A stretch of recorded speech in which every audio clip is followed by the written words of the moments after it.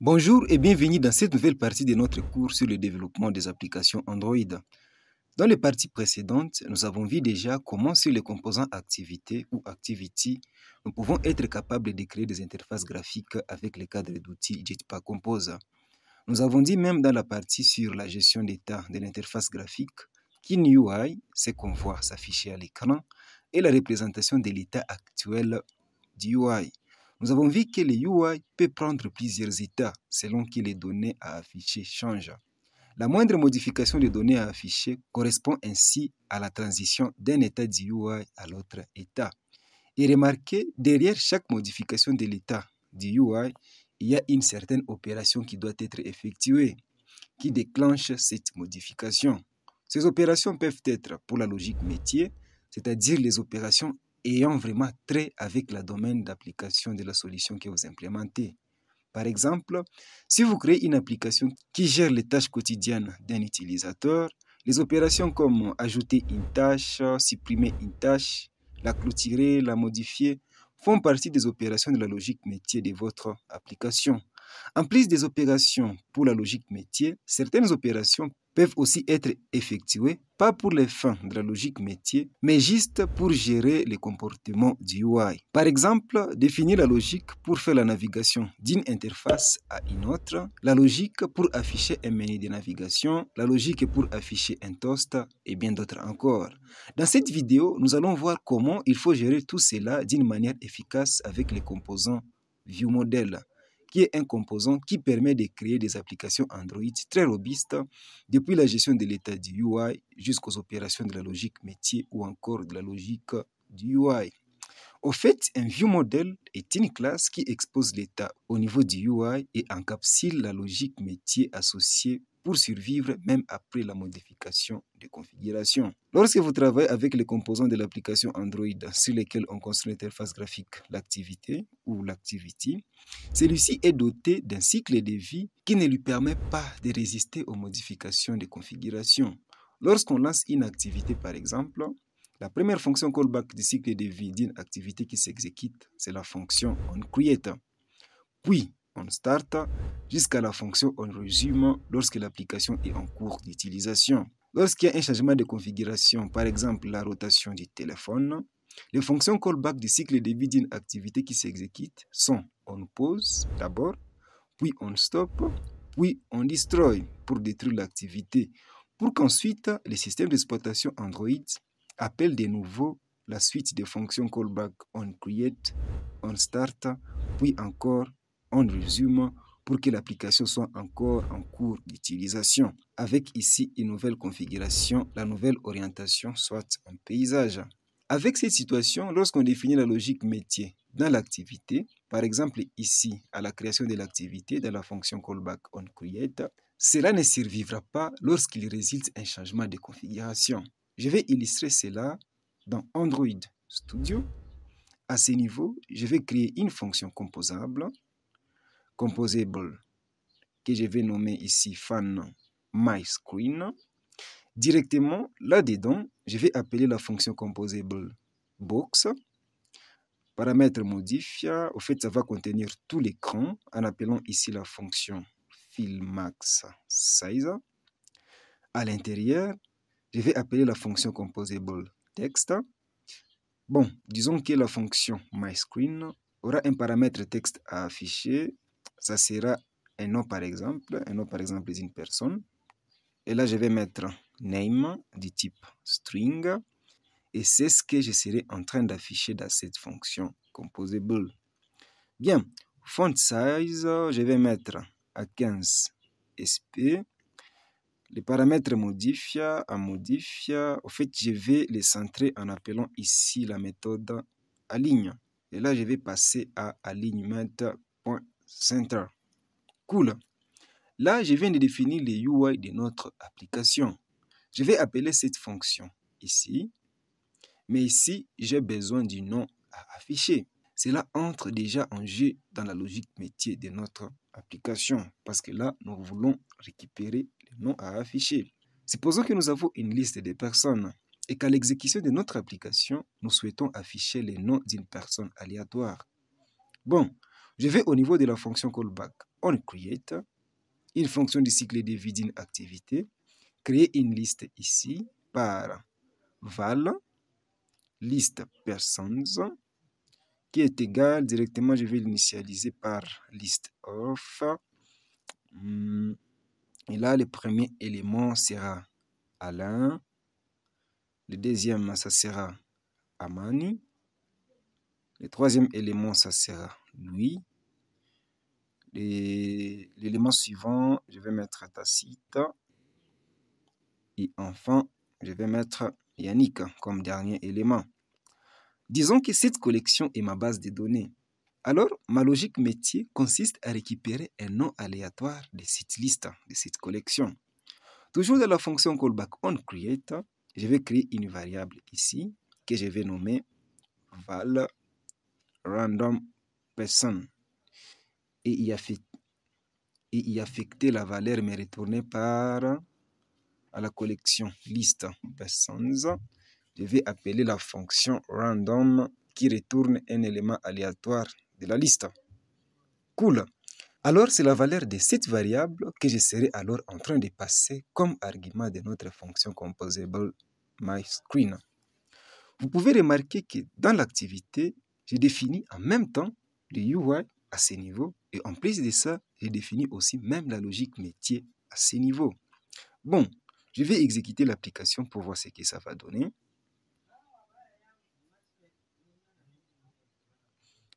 Et oui, nous avons cet élément qui s'affiche. Nous avons le nom Alain qui s'affiche.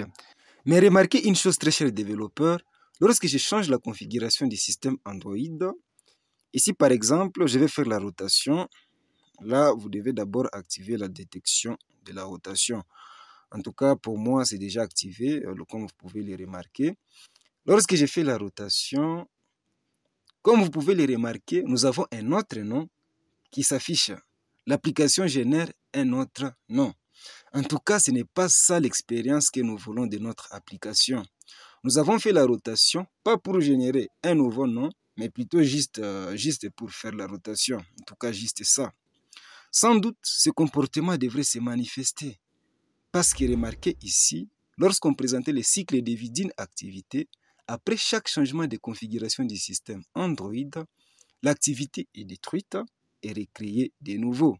Et c'est ce qui a fait que l'application génère de nouveau un nouveau nom aléatoire. Parce que remarquez, après la rotation, la fonction onCreate s'est exécutée de nouveau. Pour éviter cela, la classe ViewModel vient à la rescousse.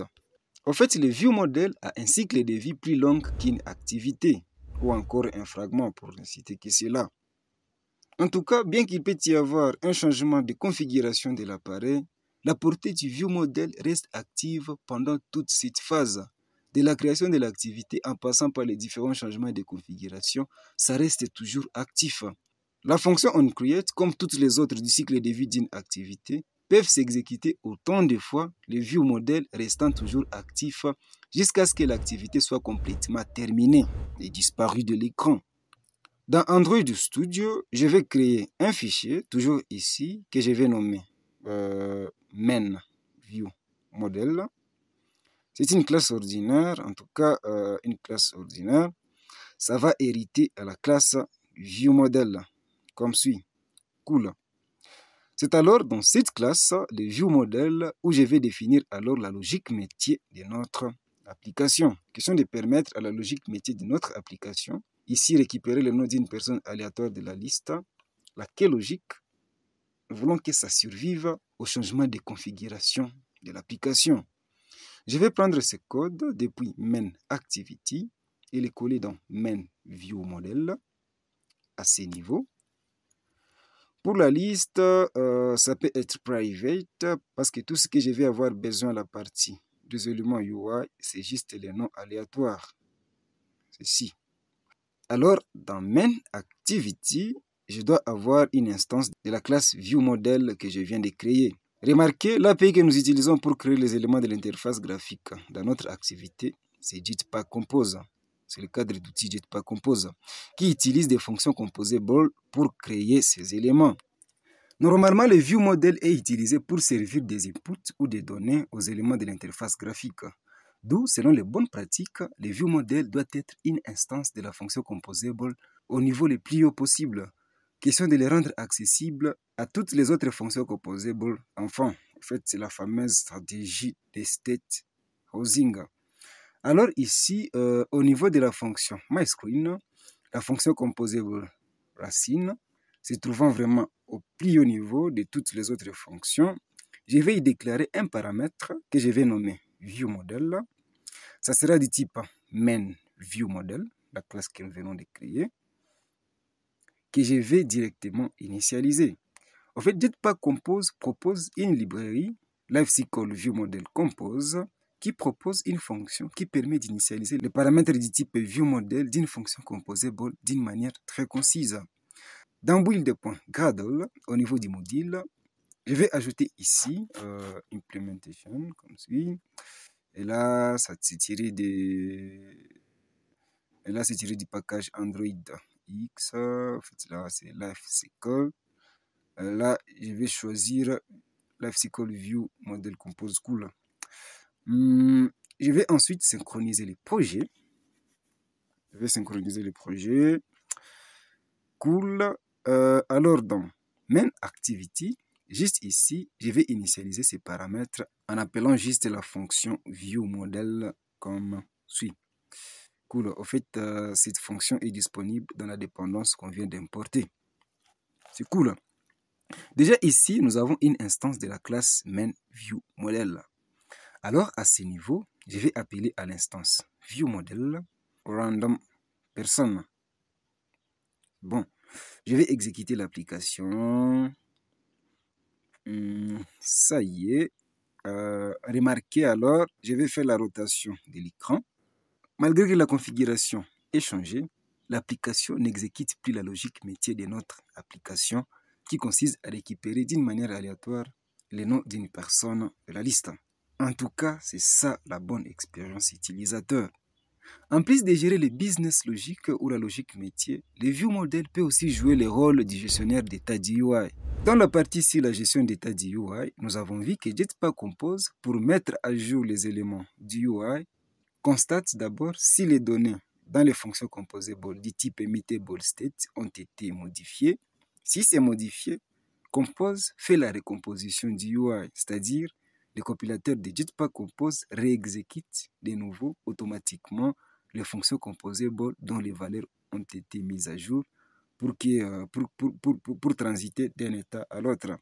Pour préserver les données et éviter que les données du type immutable state reviennent à leur valeur initiale, Compose utilise la fonction composable remember pour garder les valeurs précédentes malgré les différentes recompositions. En fait, la fonction remember variable peut aussi être utilisée pour garder l'état du UI même après les changements de configuration du système.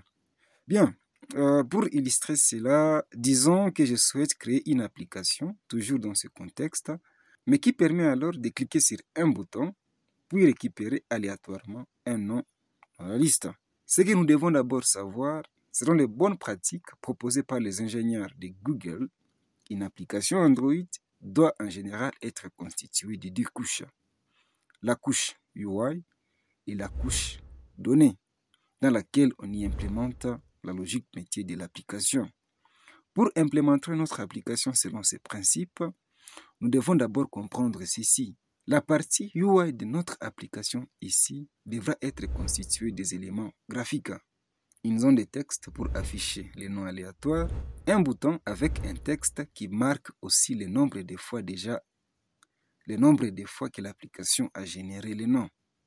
Sur base de cela, on peut déjà dénicher ce qui peut faire objet de modifications au niveau des éléments graphiques de notre UI. Cela ferait directement objet de l'état du UI. Par exemple, ici, le nom de la personne peut passer de lui à Tacite, par exemple. Ici, nous avons par exemple nombre de clics qui peut être soit 0, 1, 2, ainsi de suite. Au fait, avec un UI complexe, on peut avoir un nombre important des éléments qui peuvent faire objet d'une modification. Donc ici, notre UI aura juste deux éléments qui peuvent prendre plusieurs valeurs. Et ces éléments feront objet des états que nous pouvons regrouper dans un objet. Nous allons y revenir. En plus des éléments UI et les différents états, notre UI aussi sera responsable des événements qui sont des actions qui proviennent des éléments UI pour modifier l'état du UI. Pour notre cas ici, nous aurons par exemple besoin d'un événement sur clic au bouton pour déclencher la génération d'un autre nom d'une personne de la liste et aussi, mais aussi l'incrémentation du nombre de clics. L'ensemble de tout ceci constitue ce que l'on appelle la couche de l'interface utilisateur. Les éléments UI sont créés par le cadre d'outils Jetpack Compose dans le cadre de notre cours. L'état du UI, de bonne manière, est maintenu par le conteneur d'état, ici le ViewModel, qui signale aux éléments UI qu'est-ce qui doit être affiché et est aussi responsable de déclencher, selon l'événement provenant des éléments UI, les actions pour la logique métier spécifique. Lesquelles actions sont définies à la couche donnée, toujours dans le cadre de modifier l'état dans le ViewModel pour qu'ensuite cela ait de répercussions au niveau des éléments graphiques. Cool. Je vais rentrer dans Android Studio et implémenter pas à pas tout ce que nous venons de présenter. Tout d'abord, je vais organiser les dossiers du projet.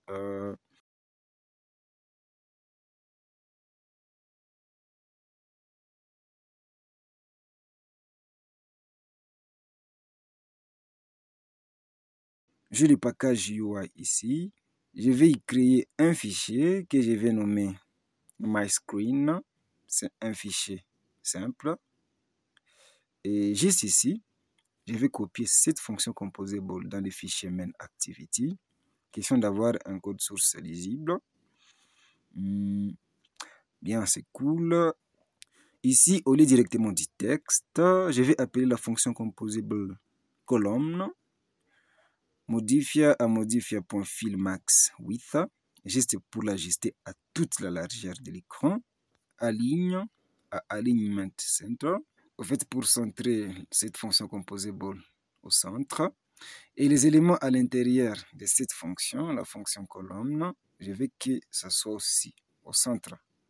Bien, là, ça sera par le paramètre horizontal arrangement à center horizontally. À l'intérieur, je vais mettre ce texte, sans vraiment besoin de l'alignement ici. Et juste en bas, je vais ajouter un bouton. L'événement, je vais l'implémenter après. À l'intérieur, la fonction composable texte. Le texte sera généré. Là, je vais mettre déjà des fois d'abord comme suit. Bon, ça, on viendra modifier ça après.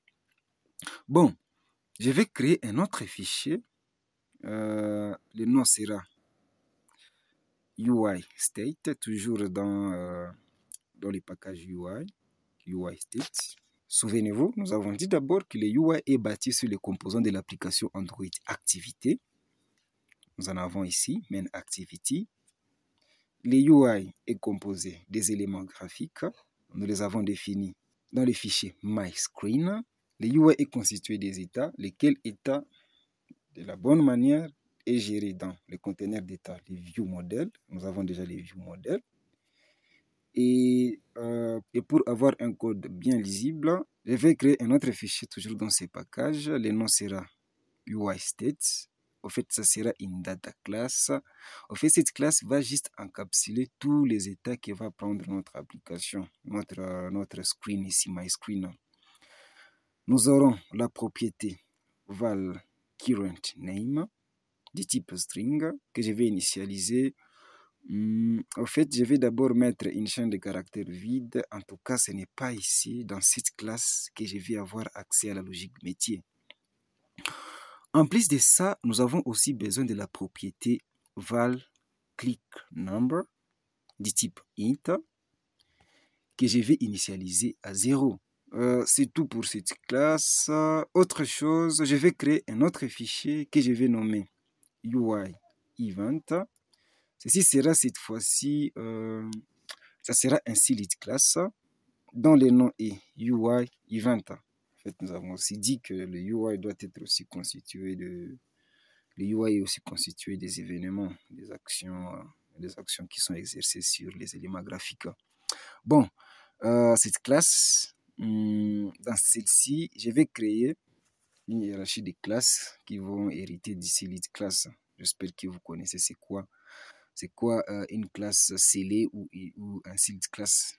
Nous l'avons abordé dans les cours sur le langage Kotlin. Bon, je vais créer une classe. Bon, en fait, ça n'aura pas de paramètres. Donc, ça va être juste un objet. Object, le nom de la classe ici, onInit, par exemple. C'est un événement, onInit, à l'initialisation de l'interface graphique. Cette classe va hériter de la classe UI Event. Je vais aussi déclarer l'objet, ça n'aura pas aussi de paramètres, il s'agit de l'objet onGenerate click qui hérite aussi de la classe UI Event. Ces deux-là sont les événements qui seront déclenchés sur notre... C'est dans cette classe où il faut déclarer tous les événements de votre écran. Maintenant, dans MainViewModel, je vais déclarer une fonction qui se chargera à implémenter alors la logique à opérer selon l'événement envoyé par l'utilisateur depuis les éléments UI.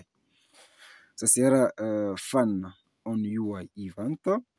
Ceci prendra en paramètre une instance de la classe scellée UI event comme suit. Dans les blocs, la classe UI event étant sealed ou scellée avec les événements qu'elle doit déclencher, onInit et onGenerate. Ici, par les mots-clés when, je serai en train de tester si c'est quelle instance de la classe scellée UI event qui est envoyée au niveau des éléments UI. Et là, ça sera when is onInit. Dans ces cas, qu'est-ce qu'on fait si lorsqu'on initialise les UI, je vais définir l'état initial de notre UI. Ici, tout l'état du UI, nous l'avons défini dans l'objet, dans la classe UIState. Et nous allons contrôler l'état du UI directement ici au niveau de ViewModel, au lieu de le faire sur la partie où l'on définit les éléments UI avec JIT.compose grâce aux fonctions remember ou encore remember suivable.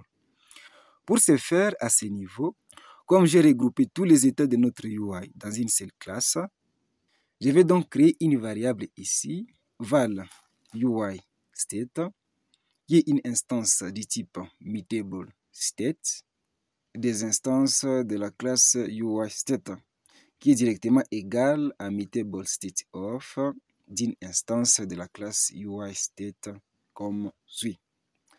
Alors ici, lorsque l'événement onInit sera déclenché, ce que nous serons en train de faire, c'est d'initialiser l'état initial du UI ici en appelant à l'objet UIState la propriété value.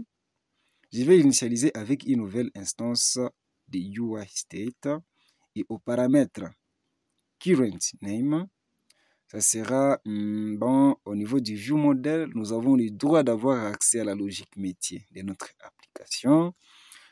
Pour la logique métier, je vais créer un nouveau package dans le cadre de bien organiser notre code source.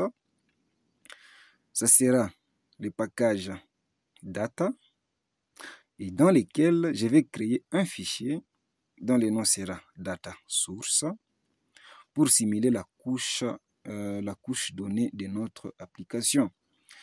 Ça sera une classe singleton et à l'intérieur, je vais prendre ce code depuis MainViewModel et les coller juste ici. Au fait, ceci décrit la logique métier de notre application qui récupère aléatoirement un élément de cette collection de données.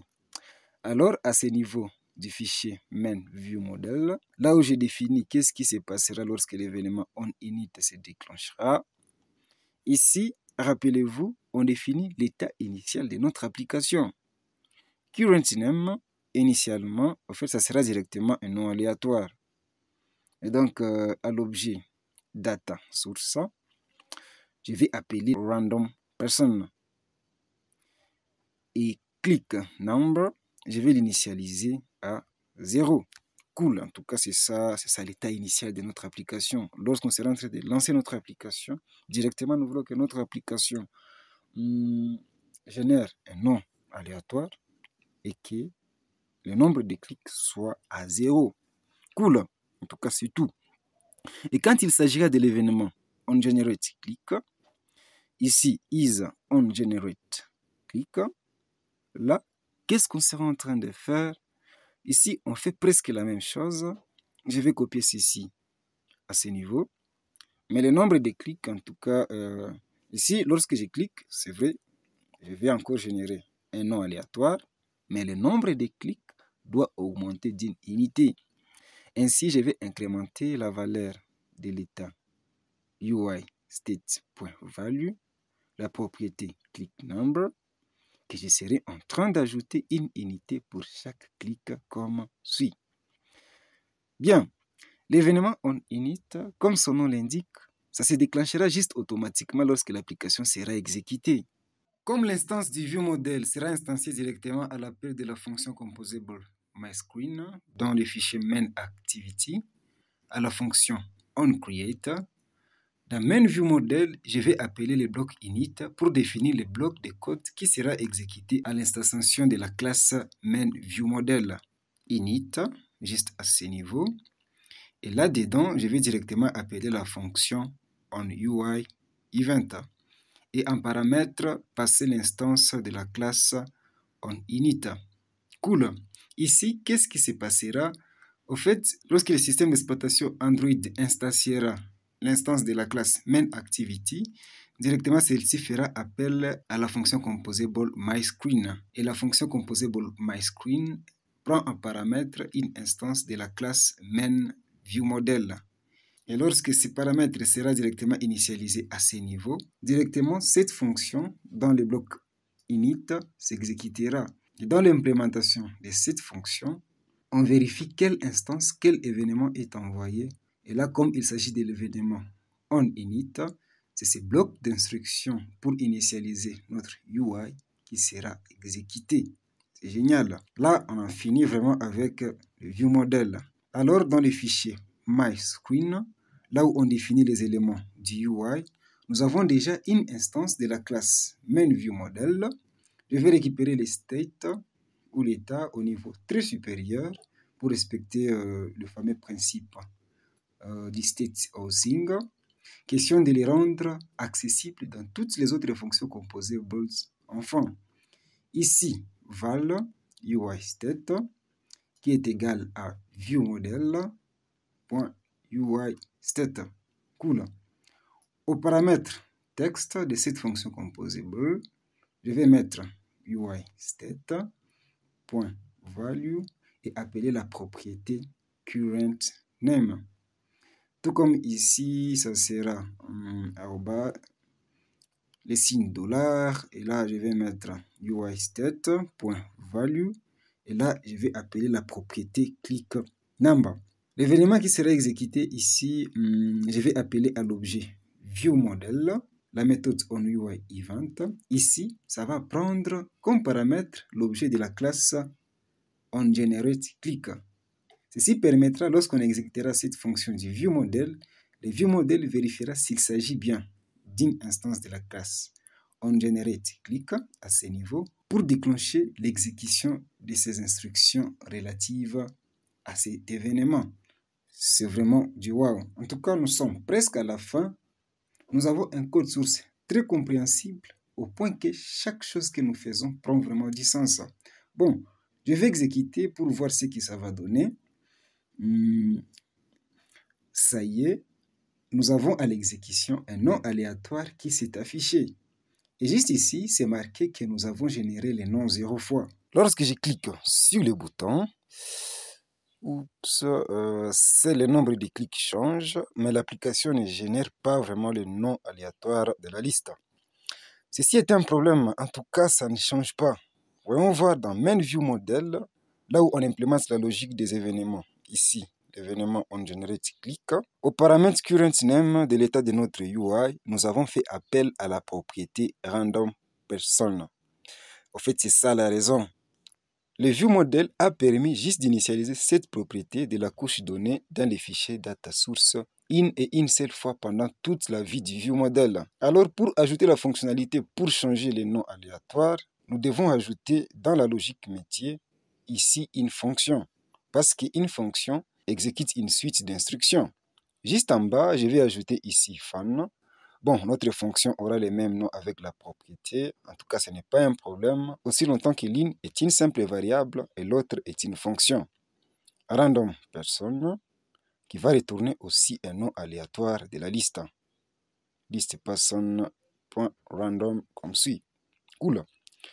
La propriété, on l'initialise par un nom aléatoire, une fois pour toutes. Tandis que la fonction permettra à tous ces appels de générer un nouveau nom aléatoire. Alors, dans Main View Model, au lieu de faire appel ici à la propriété, nous allons plutôt faire appel à la fonction en ajoutant ici juste ces parenthèses. Cool.